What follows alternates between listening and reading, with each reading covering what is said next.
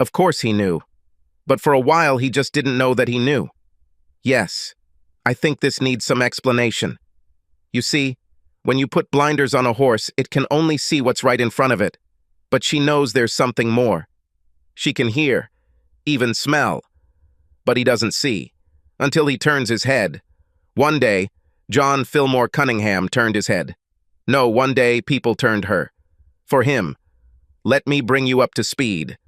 John Cunningham overheard two men discussing his wife's sexual abilities. Not in a hypothetical sense, mind you. They compared experiences, and they did it quite openly. The experience included words like slut, deep throat, and ass sex. He never associated these words with the woman he married 21 years ago, and even more so with the mother of his daughter. They were so far removed from the world they shared that he would never have believed they were talking about her. It was in a pub.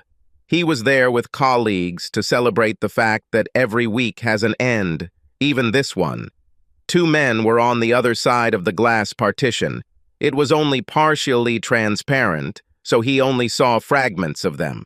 Their voices were loud enough to be heard in the bar. They must have drunk quite a lot to be so relaxed. As I said, John did not immediately notice that their boasting might bother him. Therefore, he must have missed a significant part of their conversation. Most of what he remembered were poor reconstructions he made himself. He had to build it from what he heard later as he actually began to listen. And he started listening only after one of the guys mentioned her name. For example, that Cunningham slut from accounting. Hearing your last name this way usually makes you pay attention, doesn't it? And yes, his wife had a job in accounting at a large company, the name of which the guys mentioned only a few seconds later. What he heard was enough to make him listen. But as I said, the choice of words was too foreign for him to realize that they could actually be talking about Sarah, his wife. Still, it was enough to make him restless. He automatically moved closer. But it looks like they're already done. One of them burped. The other said it was time for him to go. John looked around the corner and saw only the man's back as he walked out into the street. He was overweight and bald on top of his head. John Cunningham had no idea who the second one could be. The place was... When John returned home half an hour later, Sarah was not there. Another half hour later, she still wasn't there. He wondered if it would have given him pause if it weren't for the idiots he overheard, or did he think about it because he felt there was something to it? Ridiculous, he thought. Sarah had the right to relax as much as he did, and she certainly didn't need a watch to tell her when she would be relaxed enough to go home. But she could call. She usually did this when she stayed late. She'd been doing that a lot lately, he realized. And he felt echoes of other evenings, nights, these last months, this past year. Another hour later, John called her on her mobile. It was disabled. He tried calling her office. The cleaning lady answered the call. She then hurried out the front door. What excuse would you not accept? Peak hour? Car problems? He could live with the delay. But 2 hours without a call? Maybe it was a sudden bout of overtime? Well, maybe. Although it's unusual on a Friday night, especially without her prior notice. In addition, the cleaning lady told him that everyone left a few hours ago. Could she have forgotten about the time she spent with the girls? Maybe, but this would be the first time she had been delayed for more than 2 hours without calling. As I already said, the brothers' belching had an effect on him. To be clear, she didn't use any of those excuses. To be even more precise, she didn't use any excuses at all. Just said hi. Then she ran up the stairs and went to the shower. Needless to say, she never took a shower when she returned home. When she came downstairs, she looked completely fresh. Her skin was a healthy pink color, and her hair was still damp. You should know that she was a beautiful woman, and not just by her husband's preconceived standards. A crisp white blouse and linen skirt hugged her toned body. She put on an apron and asked him to set the table. She then turned to take dinner out of the refrigerator. She didn't immediately notice that he didn't react at all. She put the casserole in the oven and went to prepare the salad. He still hasn't started setting the table. Something happened? She asked. She wiped her hands on her apron. This was the first time she looked into his eyes. Can I ask you? He asked. She just stared at him. What to ask, honey? I was worried. You are late. You never called. She furrowed her brows. Then she glanced at the kitchen clock. Oh God, now I see. It's already so late. I didn't even know. Her hand touched her mouth. She then walked up to him and put her arms around his neck. I'm so sorry, honey. I forgot about time. Her blue eyes were calm. They dropped a little and the eyebrows turned into small circles. The result was the look of a pitiful puppy. John took her hands and pulled her away from him. He held them between their bodies. Let's eat, he said. I am hungry. That night they made love. Well, maybe this should be love. But it was a disaster. John was having problems. His semi-erect instrument seemed to be lost in space. Sarah wasn't as tight as before. Of course she wasn't. She was a mother, and she was already over 40. Moreover, that night, it was not as big as usual, and not so hard. But never before had he found her as free as he did now. She sighed. Then she took the semi-erect instrument and began to caress it. John immediately climaxed. This should have surprised her. Then she simply turned away and pretended to be asleep. This was more than he could do. The next morning, they drank coffee for breakfast. John ate a muffin. Sarah had fresh fruit and cereal. They also drank a glass of juice. They were never big breakfast eaters. Sarah took a shower, but she was still in her robe. John was in sportswear. He loved to run early on Saturday mornings. This time it was very early. He did not get enough sleep. Sipping his coffee, he tried to catch her eye. It took him a while. While talking help, Sarah? He asked. She looked for several seconds, right through him. Can you help me with anything, honey? She finally asked. I think you're cheating on me, Sarah, he said. I think you're dating another man. Her face didn't change at all. Her gaze didn't change. Not a single muscle twitches, nothing. She just watched. Blood rushed to his head. He felt like a glowing light bulb. He could only assume that she agreed. He stuttered. Why, Sarah? Her eyes widened in surprise. Why, John? After a long silence, she said. Her surprise turned into a grin. Indeed, why? Why do you think I'm cheating on you? John knew that when she called him by name, it was very serious. His more common name was Darling. She must be offended, even offended, or at least excited. Why are you blaming me, John? She almost screamed. He raised his hand and asked her to lower her voice. He then told her what he had heard in the pub. He added that she was late without calling or even apologizing, and her unusual shower. It was all very awkward. Oddly enough, he was ashamed to doubt her. He had to pause or construct sentences to take the bluntness out of his accusations. She pushed the cup away. Then she stood up and pulled down her robe. I don't have to listen to this, she said, and she left the kitchen. John could have followed her into the bedroom. Perhaps he should have, but he didn't. Was he a weakling? Was it indecision? Maybe even fear. He didn't think so. He didn't think it was any of those things, because he knew what kept him in the chair. It was certain that he was right. He didn't need any more explanation. You see, Sarah has never shied away from confrontation. She even greeted them. In fact, she often blamed her husband for avoiding them. To maintain peace, John almost never went into confrontation. Or he backed down because the issue didn't deserve the destructive ugliness of an argument. At this moment, Sarah did exactly what he knew she hated. She was offended. She looked very offended. But she did not object to him. She did not challenge him or strike back. She left the battlefield without a fight. This was very unusual for her. And John knew why she did this. She didn't have a dissent answer to his question. And she didn't have it because he was right. Sarah cheated on him. When Sarah Cunningham returned from the supermarket, she found an empty house. This didn't surprise her. In fact, she has already bought less groceries and skipped the regular cans of beer. She also didn't take most of the meat. She expected John wouldn't be there, and he left. She found a small note and read it. Then she crumpled it up and threw it away. The kettle whistled. She poured boiling water over the tea. The weather was good enough to sit on the deck and enjoy it. She was sitting. And I enjoyed it. Did she regret that John left? She knew she would miss him, for ease and comfort, and memories. But she also knew that she had already forgotten him. She worked on this moment for more than 2 years. She almost never wondered why it was so easy for her to go behind John's back. Why was there almost no feeling of guilt or remorse? She guessed that she had lost respect for him. He couldn't win it, so why give it to him? He was such a non-entity compared to other men she had met. He simply gave in, always putting his desires behind hers. Perhaps other women would call it love and devotion. This annoyed Sarah. She had seen strong men bend others to their will and admired them for it. Stan, for example. This was the man. A small tremor touched Sarah's crotch. Frankly, it was surprising that it took John so long to discover her infidelity. It's even insulting, she thought. Another evidence of his disinterest. Sarah has been cheating on John since Julie, their daughter, left home for college. This was almost 2 years ago.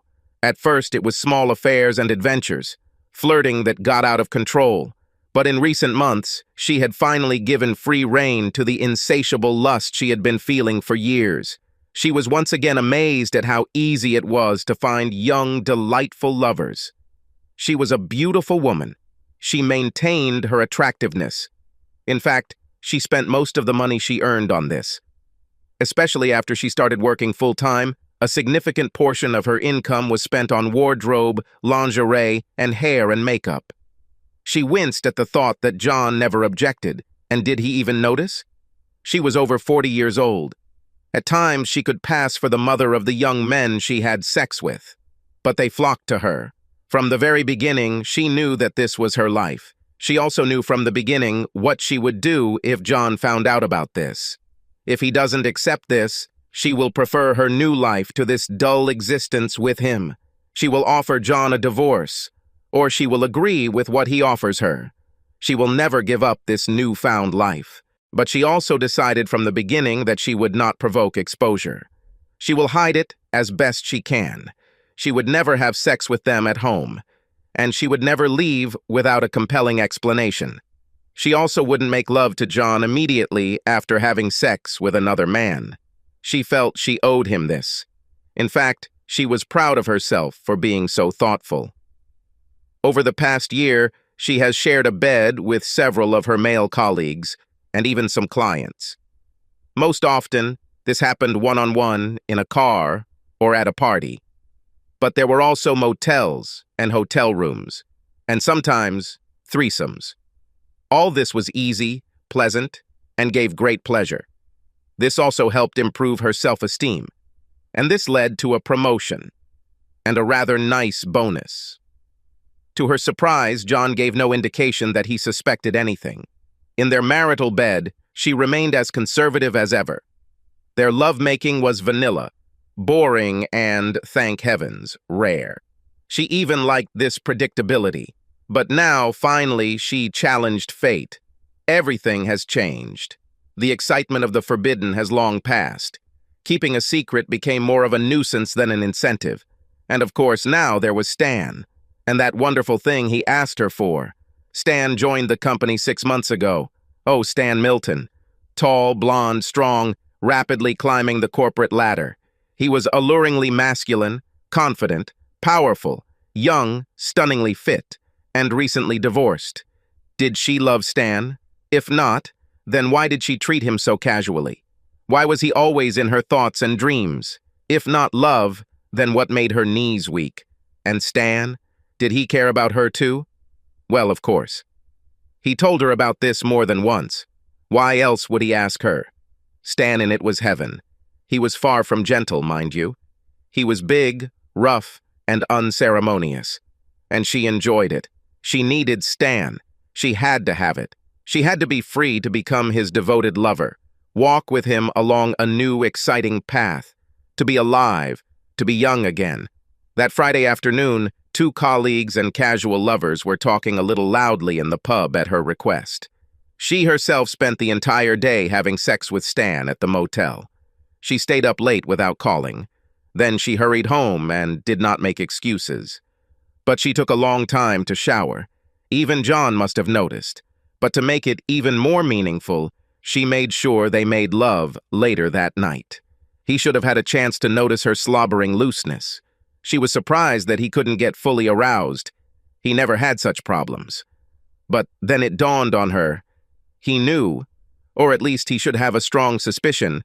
It seemed to emasculate him. She felt a brief pang of guilt, which immediately made her irritated again. The next morning at breakfast, she surprised herself. She couldn't admit to cheating when he directly asked her about it. She deliberately provoked this moment, but when it came, she could not utter a word. She let her silence speak. Why? Did she still love John? Was this the reason? Was it shameful? She grinned incredulously. Okay, in a way, she still loved him. It was warm, slow, and impartial, like old people. They have been married for over 21 years. A million ties bound them together, their difficult beginnings, their home, the life they built. Memories. Many of these ties have already been unraveled. She was sad that now, the last few would be torn apart. All except one. One will always remain, Julie. Julie was the only clear, glorious proof of their love. Beautiful, lively girl, smart, brave, young. Sarah knew that if she still loved John, it would be because of Julie. She sighed and sipped her tea. Should she suppress her active, youthful sexuality just because of a husband who was too boring to satisfy her, who was too old to give her what she needed? Should she blame herself for this and consider it a curse? She shrugged. If she blamed herself, it would be like blaming the rain for passing, or lightning in that it struck. In addition, denying herself this delightful sensuality would turn her into a bitter, prematurely aged woman. Who would benefit from this? Life, or what was left of it, was here to be taken. She was sweet and increasingly short. Wouldn't it be a sin to ignore it? Her cell phone rang. It was Stan. Butterflies flew up. His voice alone made her excited.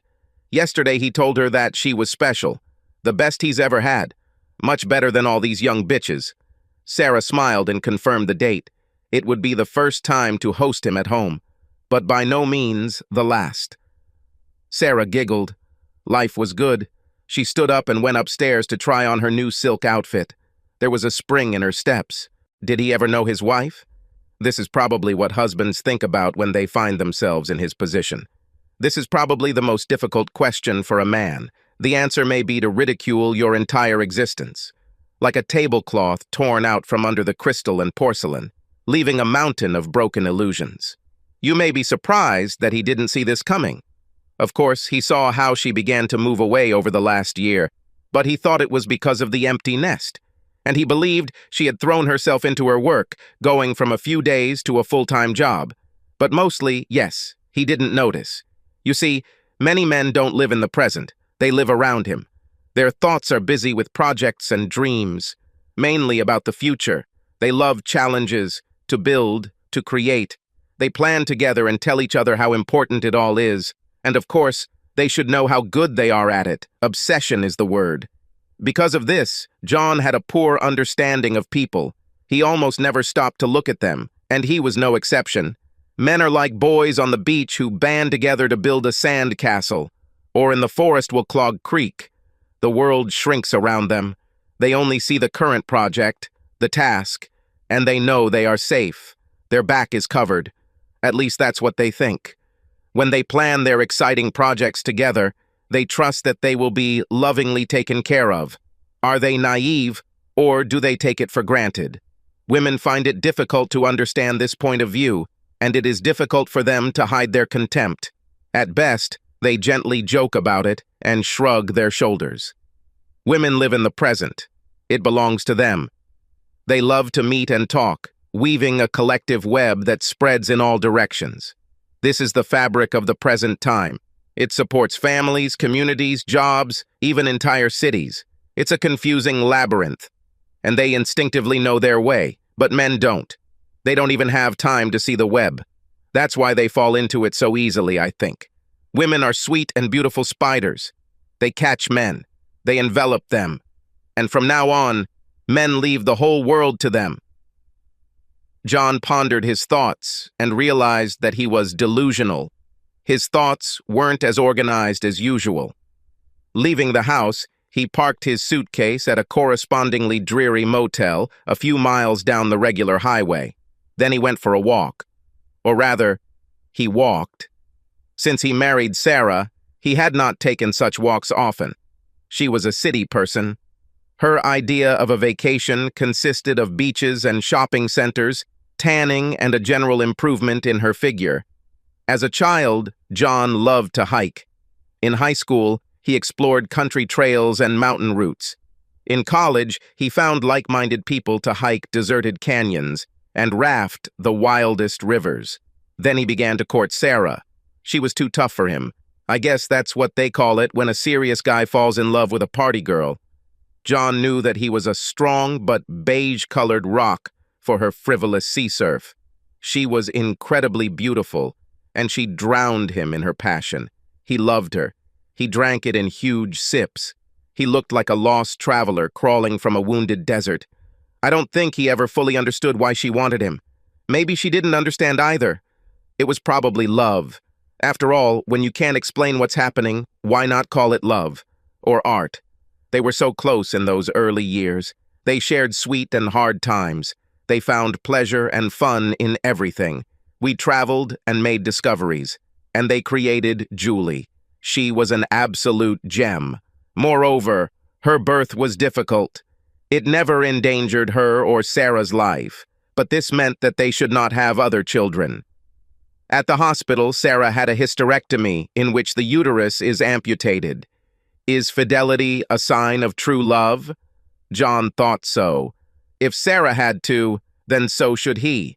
So John shared her fate and had a vasectomy. He didn't remember if she was happy then. Last year she said he was stupid. What if he finds another woman and wants children with her? He laughed. He thought she was joking. As he trudged through the sand and tall grass, John found that he did not remember many of his recent memories. They all seemed to be immersed in a grayish soup. But as he walked, a strong wind cleared his mind. Maybe there is a kind of love that is not healthy, he thought. The one that eats away at your self-esteem. The one that doesn't let you see your lover's love fade away. And the one that makes you forget how you started to give up on yourself. He sat down on a fallen tree overlooking the valley. There he saw something he had forgotten about. He saw how the trees turned green in May, how blue a clean, washed sky can be, how sparkling a babbling stream can be. His eyes almost watered from an overabundance of new impressions. Like his brain, from the influx of long-forgotten memories, their pain finally broke through the numbness that had become too familiar to notice. You see, when they shot vain Hollywood stars in the old days, they used Vaseline on the lenses. It softened the contours and magically reduced wrinkles on a woman's face. John must have been putting Vaseline on his eyes for as long as he knew Sarah. Call it love, call it stupidity. But there, on the fallen tree, the soft, familiar veil disappeared. It was torn down, and he was left with reality. Is it possible to overdose on reality? Oh yeah. Just look at this man on the fallen tree trunk. Look how his shoulders shake. Hear his muffled sobs, which even now he is trying to hold back. When a dam breaks, it is impossible to register all the individual logs, debris that pour out with the roaring torrent. Don't even try. Just wait for the water to subside. Then climb into your worn-out boots and clean up the damage. That was what John was doing there in the tree. He was sorting through everything that was left of his life with Sarah, weighing logs and debris in his hands. He was amazed at how light they were, and how fragile. Except for one, a sparkling gem that lay in his hand, and smiled at him. When he raised his head, the sun hit his eyes. It almost touched the treetops. He rose to his unsteady feet to return to the small, dreary motel room. A long shadow followed him. He needed to call. Mother? Julie? How are you, honey? Sarah Cunningham rocked her painted fingertips, stained with burgundy. She loved this color. Not very good, said the little voice on her phone. Sarah was careful not to let the mouthpiece touch her freshly painted lips. My dad just called me. He said he left you. Sarah Cunningham groaned. Damn. Did he really have to tell her now? Mother? What's happening? He had a sad voice. Sarah pressed the speakerphone button. She carefully placed the phone in front of the mirror in her closet. She then resumed painting the nails on her left hand. Darling, she said, smoothing out all traces of irritation. Don't be upset. Let's talk about this tomorrow. Can you come? Can I see you somewhere? This shouldn't be said on the phone. Do you agree? Damn, she put a blot on her ring finger. Julie's voice came from the bedroom. Are you separated, Mom? Why didn't you tell me? What's happening? Sarah sighed. Stan was supposed to come pick her up in a few minutes, and she wasn't even remotely ready. Please, honey, she said, trying to sound cheerful. I really can't talk right now. I have an appointment and I'm already late. Let's talk tomorrow after the gym. At lunch, in a small coffee shop? There was a puzzled silence. Sarah leaned towards the phone. Julie? There's really nothing to worry about, honey. Everything is fine. This is just between me and your father. You have nothing to be upset about. I love you. Daddy loves you. Please, tomorrow at 12. Julie tried to say something, but Sarah interrupted her. It's time for me to run, honey. Sorry. And she passed out. Sarah Cunningham stood up. She put on burgundy shoes with 10-centimeter heels and walked to the floor-to-ceiling mirror. She loved the way the heels lifted her. She tucked her white blouse deeper into her skirt, forcing her breasts to press into the thin material. She then turned and looked over her shoulder at her ass and legs. Crap, she whispered. You are so hot. The doorbell rang. Julie looked fine, if a little nervous. He thought about it. How can a 20-year-old girl not look great even when she's nervous? It probably all comes down to one ingredient: youth. The envy of old people and the taken-for-granted youth. Hi, Dad, she said, and kissed him. You look tired. It felt so good to feel her tight body pressed against his. They sat down at a small table in the back of a tiny Italian restaurant. The smiles never left their faces. The silence was quite normal. He liked her simple sweater and told her so. Sky blue has always been her color. Did you call your mom? He asked. Yes, she answered, but she had to leave. I'll see her tomorrow at lunch. Yes, he said, stroking his napkin. Your mother is a very busy woman now. Her hand covered his. Her eyes seemed huge. Dad, what's happening? The waitress intervened. They placed an order. John held back until she brought them wine, bread, and water. Julie, he began, turning the glass so that the ruby liquid sparkled in the candlelight.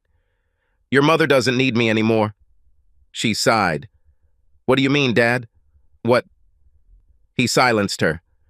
Sweetheart, he continued, you are young. Everything is so new and exciting. It was just as new and exciting when your mother and I met. We fell deeply in love, and it was a unique feeling. We were convinced that we were the only ones in the world who felt such strong love for each other. It was. John paused. It was impossible to find words for the memories that overwhelmed him. He smiled apologetically. Expensive. If you want to know how incredibly deep our love was, just look in the mirror. This is what created you. His hand was now on hers. He felt a tear glisten in the corner of his eye. Julie stopped breathing. Oh, Daddy, she said. You were born, and we learned that you would be our only child. Well, you know it. But now I know there was something more that started then. I think that since those years, your mother gradually stopped loving me. Julie stared at him in horror. She then shook her blonde head in protest. Tears welled up in her eyes. He raised his hand to stop her. You see, honey, I think I've disappointed your mother. I think I should have been someone else. Perhaps stronger, more ruthless, more ambitious, of course, a lover of showing off. But I wasn't like that. And I never was like that. I thought she loved me for this. John smiled apologetically, drawn into the sadness of his thoughts. I tried to pamper her with my love. Tried really hard to give her everything I thought she needed. I believed I gave her everything she asked for, but she kept asking for more. But in the end, maybe this wasn't what she wanted at all. John realized that he had embarrassed Julie. She just watched, slowly shaking her head. "Sweetheart," he continued, wondering why his voice was so calm. "Considering everything, there's no one to blame but me. And time. You can't understand it now. I don't think I would have understood at your age either. But time is the great killer of love. It pulls and gnaws. It can turn us into these huge, sticky slugs. We are doomed to crawl along an endless concrete road where there is nothing but repetition." "Please, Dad, don't," she whispered. He smiled and touched her hand. "Sorry, yes. I shouldn't have talked to you like that," he apologized. "Because it doesn't have to be like that. For me, it was never like that. I had two unique people in the world that I loved. They made every moment new for me. They were worth every hour of my work." He sighed as the thought occurred to him. "I think by that time I was quite limited in the ways I could express my love. I worked. I worked for hours, weeks, months. Thought it mattered. I was wrong, wasn't I?" He felt Julie's fingers squeeze his arm. They brought snacks, salad for her, antipasti for him. He was sure that everything was excellent. He could hardly taste it. "I had everything I needed, I think. I think it was different for your mother," he continued. "And now I blame myself for not noticing this. You know, I had love for her and for you. And I loved the challenges of my job. Projects to do, things to create, friends to meet, trips to take. My days were full." John put down his fork. "With your mother, everything was completely different. In the end, the only thing that stopped time from destroying Sarah was you, Julie. But you're a child. You are growing. This is the way of nature. You must find yourself, find your own—" He suddenly fell silent. The threat of what he was going towards loomed over him. He saw how his words could make Julie feel like the blame lay with her. And this was the last thing he wanted. "Anyway," he said with a shrug, trying to smile away the clouds, "I haven't been coping the last few years. My love was supposed to keep the demons of time away from the woman I love. I failed." "Oh no," Julie exclaimed. "You've never failed. You—" He silenced her again. "Oh yes," he said. "My love was nothing. It was a child's bow and arrow in the path of a roaring bull. The indifference of time has entered our home, and it caught your mother wide open. She didn't stand a chance, and I didn't do anything to save her. Did I see this?" Julie was now crying openly. John blamed himself for causing this. All he could do was hand her his napkin. She was already 40. Time will soon make her an old woman. Her house was empty. You were not there. And I left a long time ago, in a sense. Do you remember when she went from working 3 days a day to working full-time? How did she start dressing sexier? Have you started training more? How did she have to travel a lot? Well, after you went to college, there were times when she hardly came home during normal hours. Julie turned pale. He hated himself for continuing, but he had to. Oh, she always had good reasons for being late or absent. It was a job, and who was I to deny her a career? I myself was absent so often. You see, she had every right to finally think about herself, and if I didn't agree, she was ready to explain everything to me. There was silence, and for a moment they both seemed at a loss for words. Perhaps there are no adequate words left. Julie took a sip of water. She didn't succeed, did she, Dad? Her voice was thin, like a cradle for dangerous thoughts. Perhaps it was like that at first, he replied. Perhaps at first she thought that her new freedom could be found through a successful career. I don't know. But now I know for sure that she needed more proof. Julie looked up. Proof? Yes. Evidence that she is still young and attractive. That she was still attractive. A force to be reckoned with. I'm sure there were enough men around her to massage her ego and convince her of the usefulness of some, feminine qualities. He hated the disgust of his words. Julie certainly lived in a world where integrity was a way of life, but to him, she was still a little girl, and always will be, he thought. Have you two talked about this? She asked. John had to admit that he didn't. He told her it wasn't necessary. They lived side by side, like ships in the night. He guessed that he wasn't even looking. She seemed happy, and he was busy. Maybe this is just for once, she tried. Maybe she will regret it. They brought pasta. The waitress took his almost untouched appetizer with her. He smiled apologetically. He was afraid that the plate he had just brought would share his fate. No, honey. I don't think it's a one-time thing, and I don't think she will regret it, or that she'll stop, dating men, because, dating men is just an expression of her real need to assert herself. She won't give it up. Dad, you have to talk to her. I don't think that would be helpful, sweetie. Her eyes were flooding again. Damn it. But if it means something to you, I'll do it, Julie. Oh, God, Dad. It's all so sad. Yes, it is. But now, you must eat. Sarah Cunningham found a table in the shade. Her hair was still damp from the shower, and her skin was glowing. Perhaps this is from working with simulators, or from the ultraviolet treatment she took. Mostly, however, she was glowing from the cream she rubbed in at $1 a drop. At her age, she knew better than to risk her delicate skin under the rays of the real sun. She started going to the gym after Julie was born. She had to exercise to lose extra pounds. Since then, she has been ruthless with her body. She went to the gym at least 3 times a week. In recent years, she even went every day. She knew it was paying off. She saw it in the eyes of the young people who constantly pestered her. She saw it in the mirror, when she tried on the same tiny dresses she wore in her 20s. She felt it at work, at parties, at the pool, and in malls. It even paid off here, with so many much younger, stronger bodies showing off their assets. She has not yet required surgical assistance. Her breasts were firm and her stomach was flat. Her toned legs were still gorgeous. And a few wrinkles around the eyes were an advantage over the empty, soulless Botox masks of her competitors. Sarah Cunningham sighed contentedly. She sipped the tall fruit juice cocktail in front of her. Her world was perfect.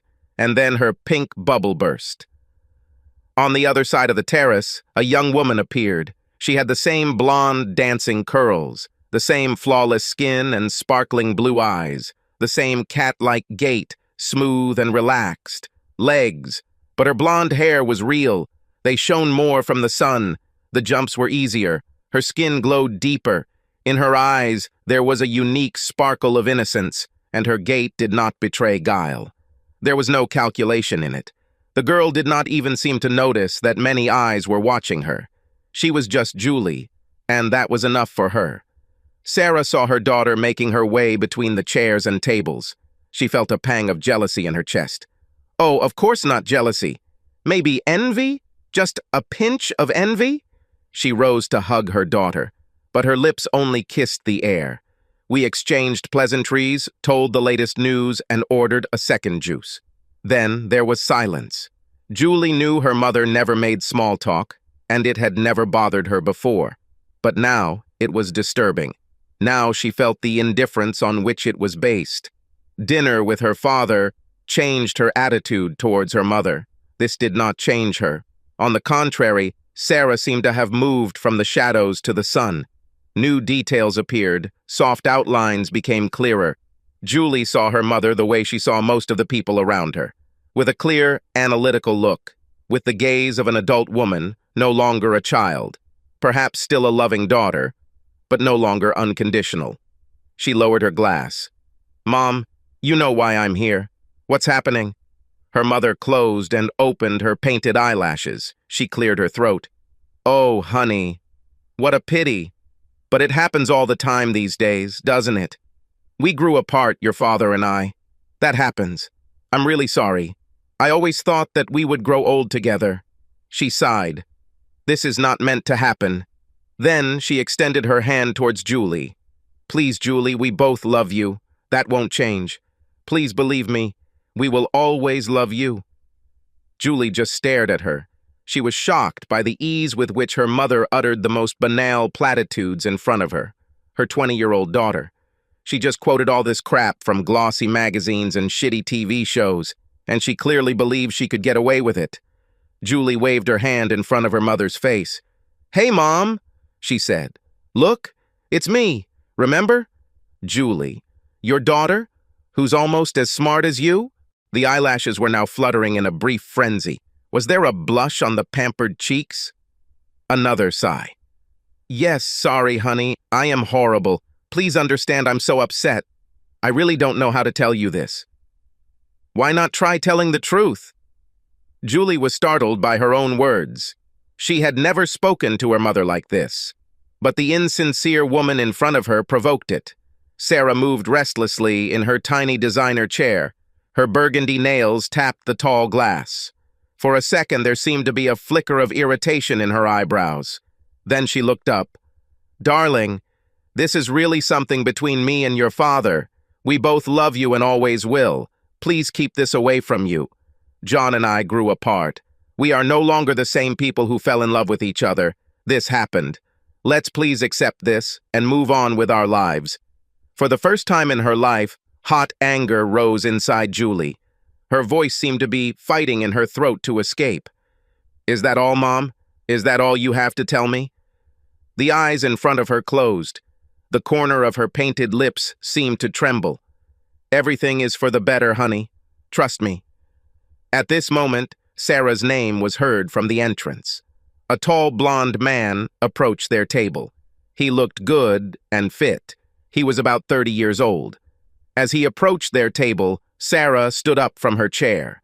Her gaze darted from the approaching man to her daughter and back. She seemed nervous, not knowing what to do, and the man knew. He pulled her towards him and hugged her. His mouth was already approaching Sarah's lips, but finally she turned away. He landed on her cheek. "Hey, Stan," she said in a trembling voice. "Please meet my daughter, Julie. Julie, this is Stan. We're working together." It was all quite awkward. Julie shook his hand and smiled at his soft compliments. She watched him as he turned back to Sarah. She noted the white polo shirt on his broad chest, the immaculate trousers, blonde hair on his tanned arm. He made a clumsy remark about how they could be sisters. Then he whispered something, leaning toward Sarah. She nodded nervously and pushed him away. The man laughed. "See you, honey," he said. He then returned to his two friends who were waiting at the entrance. He said something, and loud laughter accompanied them as they entered. "Are you having sex with him, Mom?" Julie asked, when they were alone again. Her mouth became a thin line. Sarah turned pale. Then she got angry. "Who taught you these words, Julie? I don't have to accept this from you. This is really inappropriate." Sarah was all in motion. Her hands fluttered, her hair danced around her face. She transferred her small purse from her left hand to her right and back again. Julie continued to look at her. "You're having sex with him, aren't you? And for a long time now. Did your father find out?" "You're wrong." Sarah's voice rose an octave. "You're wrong. We work together, Stan and I. We are good friends. These things happen, you know? It's 2008 now. Can I have friends? Does my high-ranking and powerful daughter really disapprove of this?" It was an angry voice. Heads turned. Julie pushed back her chair. She cracked slightly on the stones, which didn't sound at all like her mother's voice. "Do you really have nothing to tell me, Mom?" Sarah stopped moving. Her eyes were now hard. "I don't know what, Julie." The girl stood up. "It's clear." "Well, dear Mommy, it's your privilege. But please don't call me until you have something to tell me. Preferably the truth." "Fine?" Sarah gasped. She raised her hand in protest. "No, Julie, don't. Do not listen to him. I'm your mother, please. Don't let him come between us." Julie had already turned around halfway. She stopped. "Do you mean Dad? Oh my God. You don't know him at all, right? Have you ever heard of it? You're so pathetic." "Well, Mom, have fun as you want." The blonde turned on her heels and walked away from the same blonde woman. Sarah's hands were clutching her purse. "Go to hell, John," she hissed. "Go to hell." For the first time since all this happened, John slept well. It's probably all about the walk. And dinner with Julie, too. And a plan, of course. It was the kind of plan that makes you wake up with a feeling of anticipation. The kind that leaves behind a rush of excitement. He makes you smile when you think about him. That's how you know it's a good plan. It needs to be done. Yesterday he saw Frank. He hadn't seen him in months, and he felt a little ashamed to call him now, but Frank was very kind to him. Isn't that what friends are for? He had known Frank since elementary school. After school, he entered a distant university, but somehow they never lost touch. They were able to meet again after he returned and opened his practice here as a psychologist. He married the charming brunette Marie, and they became good friends. They had 2 boys after John and Sarah gave birth to Julie. They played tennis, the kids played, they even took several family vacations together. Then, about 2 years ago, Sarah suddenly told John that she didn't want to see them anymore. He tried to find out the reason, but she did not want to give him details. She even told Julie not to see the boys anymore. John felt very awkward. Then he went to Frank and told him about Sarah's sudden decision. He remembered Frank being concerned about this. He then surprised John by saying that Marie didn't want to see them anymore either. He never found out why, and Frank said that too. As is often the case with men, they simply brushed off the misunderstanding and continued to meet over a casual game of pool or a night out at the pub. John didn't tell Sarah. She wouldn't understand. At the bar where they met, he told him about Sarah's cheating, how he found out about it, and her reaction. He also told Frank that he had left home. Then he told him about the walk, about the sudden change that happened to him, and how he looked back on the last few years, about the darkness he saw, or rather about the film of grayness, his feelings, or lack thereof, to be precise. This must have surprised Frank. They never talked about such things. He was surprised himself. As John told his story, he noticed Frank turn a little pale. He frantically clutched his glass of beer, and when John paused, Frank suddenly apologized. As a friend, he said, but even more as a doctor, he had failed him. He should have seen what happened. His outburst surprised John. Frank then said that John showed all the signs of depression, and he felt responsible, he said. He, the doctor, did not notice this. He didn't notice the numbness, obsession with work, lack of connection with the world. As Julie left home and Sarah gradually turned away from John, he allowed himself to get caught up in it, Frank said. John blamed everything that happened on his lack of interest and participation. Even now, he probably thinks it was he who drove Sarah away. But it was his illness. John understood what he meant. Depression consumed him and no one saw it. No one at his job. Why should they care as long as it is functioning? Not Julie, who was only home for the holidays and a few days off. She was too excited and preoccupied with her new life to see. And during her precious visits, John always went out of his way to be great company. And Sarah? Oh, yes. Even if she had the time or inclination to look, why would she care? She was too busy being young again. Too busy freeing herself from the chains that an old hulk like her husband had bound her with. Even Frank didn't see it. John was a friend, not a patient, and John was always glad to see him. Their meetings were joyful. It was an escape. They never talked about problems. But yes, Frank said, he had to see. He began to apologize. He asked if John needed therapy, treatment. Then John told him about his plan. Frank chuckled and told him that he had always been a pig-headed bastard. But yes, it could work. Although you may have to cope with loneliness. And this is a sure path to depression, so please let him prescribe some medicine. John patted him on the shoulder. Today I received all the necessary medicine, he said. I feel excited for tomorrow. Now I'm clean and shining. We'll keep in touch. They drank more beer and left. John hasn't slept this well in a long time. Sarah Cunningham looked past the man's strong, handsome profile. Through a haze of unshed tears, she saw the plane take off from the runway. They spent 3 days in magnificent Vegas. This should have left her in a state of bliss. The familiar pull of G-force must have mixed with the clouds of butterflies in her stomach. But all they were reaching for was emptiness. Of course, in the beginning, it was paradise. How else can you describe 3 days in Vegas with a blonde god, all expenses paid? Apartments the size of football fields, brilliant shows and luxurious dinners, new dresses, risque underwear, her body bathed in a warm sea of compliments. But, most importantly, the undivided attention of her lover. She must be exhausted from endless nights of sex, avalanches of climaxes. Well, she was exhausted, sick, beaten, exhausted. These words also described her well. There wasn't a single bone or muscle in her body that didn't ache. Her skin was littered with bites and bruises, and yet, instead of being satisfied, she felt depressed, disappointed, shocked, depressed, and humiliated. Now, it was difficult for her to remember the first day. What an excited mood she was in when they entered their room overlooking the city. Oh, yes. Then it seemed to her that the number was a floating cloud against the blue sky. Her heart pounded in her throat. She hugged Stan and didn't let him go until he tore all her clothes off and fucked her into a triple explosion of lust. The bellman didn't even have time to close the door. He must have left the room embarrassed. Or was it envy? After that, they went swimming, shopping, dinner, and dancing. Then they returned to the room, no doubt to resume the sex fest.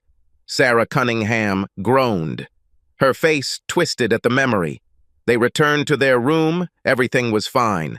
They kissed and groped each other all the way. In the room, Stan told her to take a shower and get cleaned up. He said he would lay out some sexy things for her. So, feeling like a young, stupid girl, she giggled and went to the bathroom. Radiant and wearing only a cloud of expensive perfume, she returned from the bathroom. She nervously looked for her outfit on the bed, but apart from some pretty cheap fishnet stockings and 2 red sandals with crazy heels, there was nothing. She swallowed. Then she shrugged, giggled, and called his name. There was no answer. She looked back and didn't see him. "A naughty boy!" she exclaimed, picking up her stockings. Slippery nylon slid through her fingers. To make sure of this, she looked around. Maybe there was a beautiful peignoir hanging on a hanger. Maybe a cute teddy. There was nothing but slutty stockings and naughty high heels. Maybe she should find a black thong and bra from her own wardrobe. Or maybe the short, sexy negligee she bought just last week. Will she dare? Stan may be upset. He has made his wishes clear. She giggled again and sighed. A stupid, boyish fantasy. Then she sat down and pulled the stockings over her clean-shaven legs. The heels nearly toppled her as she took her first steps. It was all so cheap. She felt incredibly slutty. "Stan?" she asked when the door to the room opened. The man was huge and black. He was wearing a blue business suit, as were the 2 white men accompanying him. Sarah gasped. Her hands flew up to cover her nakedness. "Not that room!" she shouted. Her voice was squeaky. "Please go away," she continued. "You're in the wrong room." The men laughed. They kept coming towards her. "I'll call my husband." "Stan?" Sarah tried. "Stan?" But the men only laughed louder. When they reached her, they simply tore her arms away from her body. One of them held her from behind, exposing her breasts. He covered her open mouth with his hand. 2 other men stripped naked. Their male instruments rose from their loins. They were big, hard, and very ready. It was the beginning of a very long night for Sarah Cunningham. She couldn't even remember exactly when it ended. But when she woke up, she realized that it was already late morning, almost noon. Her body resembled a battlefield, only there was no blood.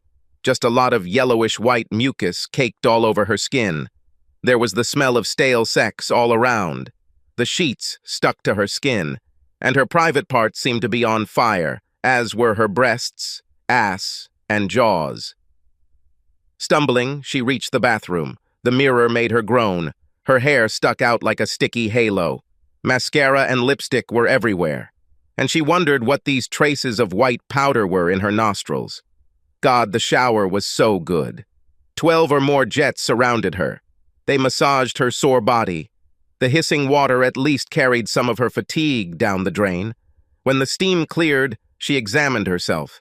The swollen red buds on her chest were topped with fiery bites and bruises. A sickening white stream was still oozing from the swollen red private part. She winced as she tried to touch her ass. Even the fluffy robe hurt. There was a huge breakfast on the side table. She felt raging hunger. The food was still hot. It must have been brought in while she was in the shower. She saw that the bed was also made. When she was already finishing her scrambled eggs, the door opened. It was Stan. He was wearing an Armani suit and had a wide smile. He grabbed her from behind. She squealed, screaming for him to leave her alone. He just grinned. "Rough night, honey?" She threw her spoon at him. He dodged with a grin. "Stan!" she shouted. "I'm done with you. You're a damn traitor who left me with these gorillas. What were you thinking? I feel so humiliated," she cried with rage and disappointment. He grabbed her hands and pressed them to his body. His face almost touched hers. "Humiliated, Sarah? Is it true? I'm amazed you even know this word. You really should see yourself on film, honey. If it's true that you didn't love every second of it, then you're probably the best actress in the world." He let her go. She sank into a chair. The towel left her hair. "Film?" she said in shock. He took the sausage from her plate, savoring it. "Oh yes, honey. And you know what's the best part? This is only the first episode of 3. On the plane, Sarah looked at the man next to her. The hangover weighed heavily on her brows. Thank God for sunglasses. "I thought that you cared about me," she said. Her voice sounded thick and viscous. He looked up from his magazine. "Who? Me?" He grinned. Tears flowed from her eyes again. He smiled and put his hand on her arm. "I'm teasing, honey. Of course I care about you. Do you know how much you earned for me this weekend?" Sarah just sobbed. The rebirth was brutal. Finding out almost 30 years later that you haven't learned anything since you were 14 can be quite sobering. Stan didn't let her leave the room. He sent a masseuse to treat her sore body. The feeling was heavenly. Stan fed her through room service.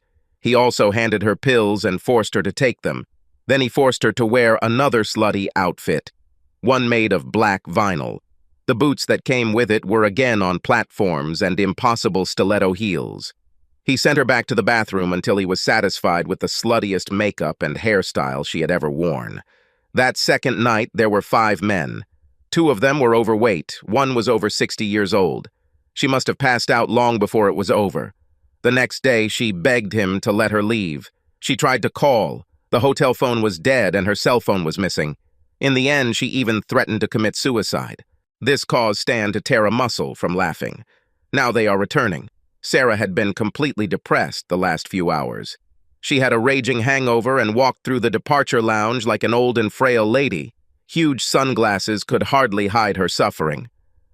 "I hate you," she told the blonde man. "I know, honey," he replied and returned to his journal. John closed the door of his former home. It was no longer his home. He put the key back inside. The morning was cool, but I promised to warm up soon. Yesterday was a busy day, and the day before, yesterday too. Financial management had no special secrets for him, but preparing divorce papers was a fairly new experience. As well as being fired from a job where he worked for more than 20 years, he was supposed to give a month's notice, but he had accumulated a lot of vacation days over the past 2 years, thanks to his crazy work ethic.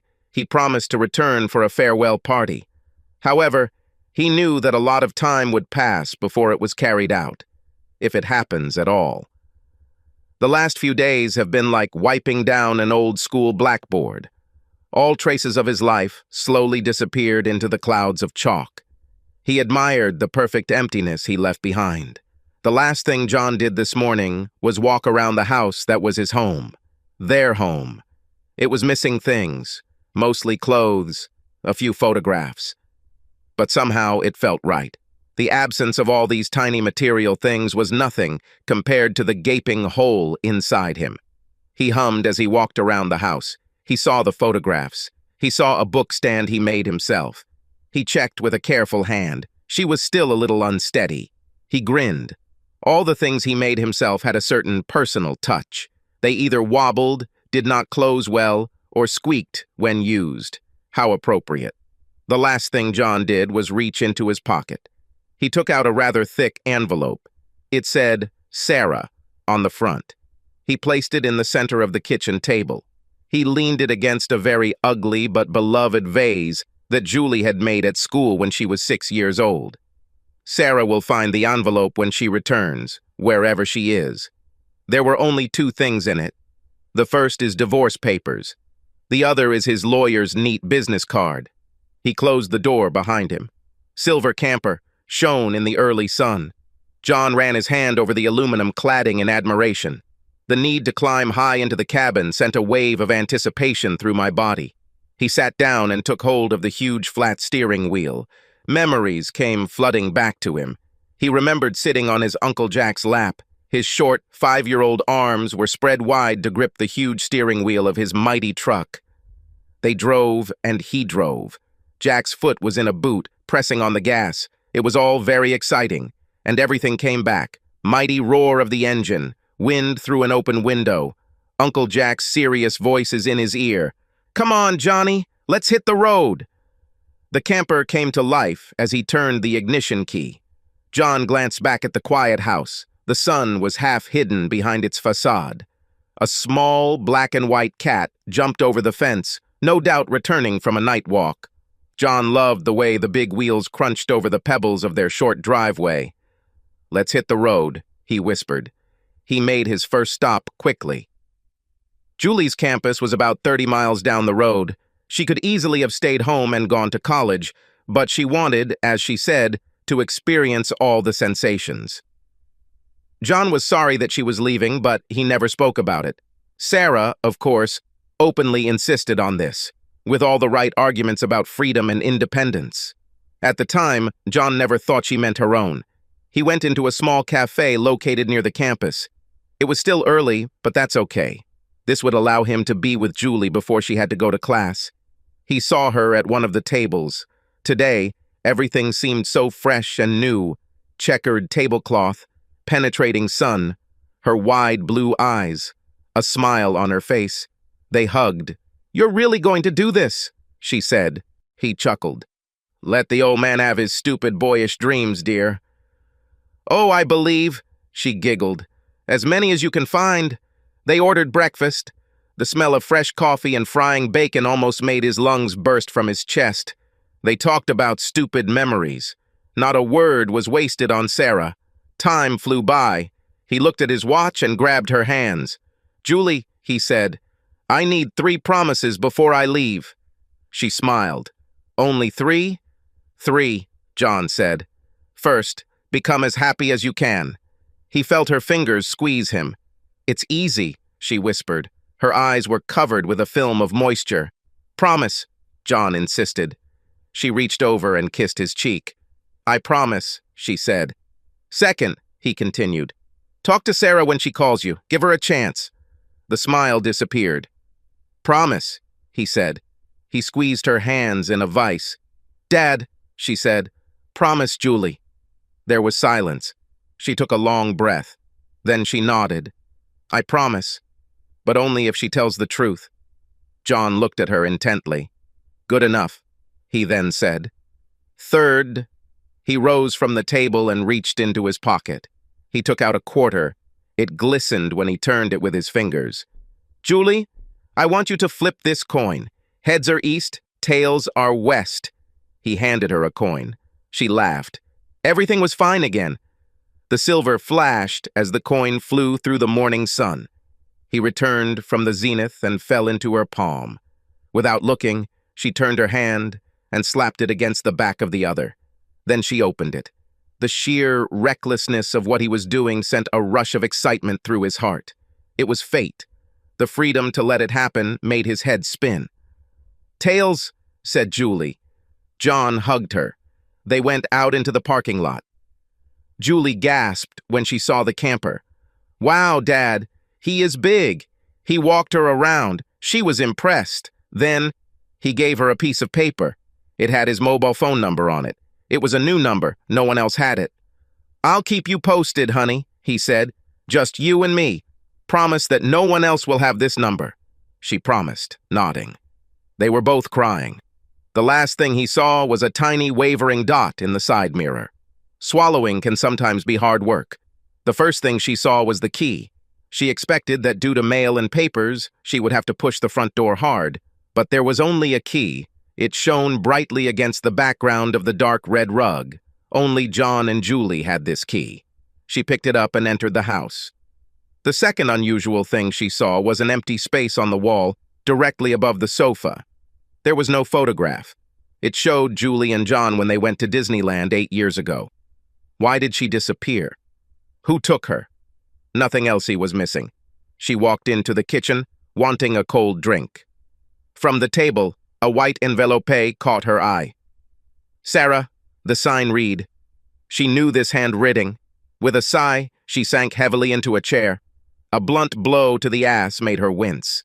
Then her hand reached for the letter. She stopped halfway. After landing, Stan left her to her own devices. Taking his luggage, he immediately disappeared. He didn't even help her remove him from the conveyor belt. She had enough money to pay for a taxi home. Now she was looking at the envelope. A sob shook her exhausted body. "Congratulations, Sarah. Well done, girl," she said. Her voice fell into the silence of the kitchen. Then she burst into tears. They lived 21 years of marriage. She cheated on her husband for almost 2 years. When he found out, she had no regrets. At first, her infidelities were erratic, but now she has a stunning young lover, and she didn't need an aging husband. The husband was shocked and confused at first. However, the more he thought, the faster the scales fell from his eyes. It turns out that the more he gave her love and tenderness, the more he gave in, the less respect she had for him. And the wife was having fun. She and her lover went to Vegas, and at first she was delighted. However, heaven turned into hell. She was raped on camera for 3 nights. The first night there were 3 stallions at once, the second 5, and the third she had difficulty remembering. Afterwards, her lover said that he made a lot of money from her. The husband filed for divorce. He left an envelope with documents and his lawyer's card on the kitchen table in the house. "Quit my job. I bought a motorhome and went on a trip, deciding to fulfill my old dream." The doctor said that he had been depressed for a long time and he decided that his dream would cure him. 5-5. She considered her husband boring and rejected him. Life taught her a cruel lesson. Subscribe to our channel so that your second chaff doesn't cheat on you, and go ahead and listen to the next story, because this story is nothing compared to the next one. If you're under 18, don't even think about listening to the next one.